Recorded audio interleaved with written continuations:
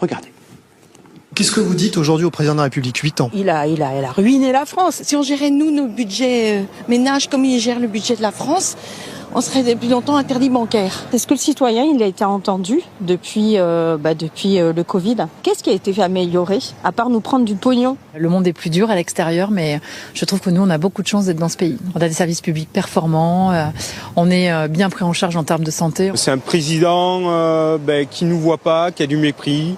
Est-ce que vous êtes optimiste pour la France? Non, pas du tout.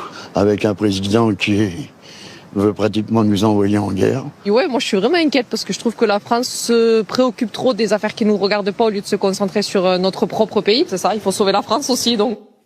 C'est rude, j'en conviens, mais le sondage de l'IFOP que nous avons réalisé il y a quelques jours confirme cela à l'échelle statistique. Regardez, depuis que vous êtes à l'Élysée, depuis 8 ans, la France change plutôt en mal, 69%, plutôt en bien, 7%. Ça ressemble à un échec, c'est comme votre échec, c'est vous qui êtes le capitaine depuis 8 ans. Bonjour, merci beaucoup de cet accueil chaleureux. Chaleureux, mais critique. Non, mais je plaisantais en disant ça. C'est souvent le cas. Je pense que notre pays se caractérise depuis très longtemps par ça, une forme de pessimisme sur lui-même. Il y a plein de difficultés au quotidien. On va y revenir, je pense, tout au long de l'émission.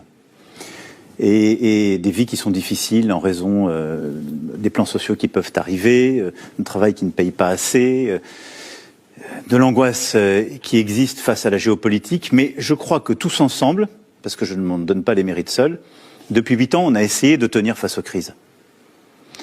Et que ce soit face à la crise sociale, les gilets jaunes, au Covid, et la plus grande pandémie qu'on ait eu à connaître depuis un siècle, depuis le retour de la guerre en Europe, l'inflation, la montée de l'énergie, je crois qu'à chaque fois, on a essayé collectivement de tenir, d'apporter des réponses.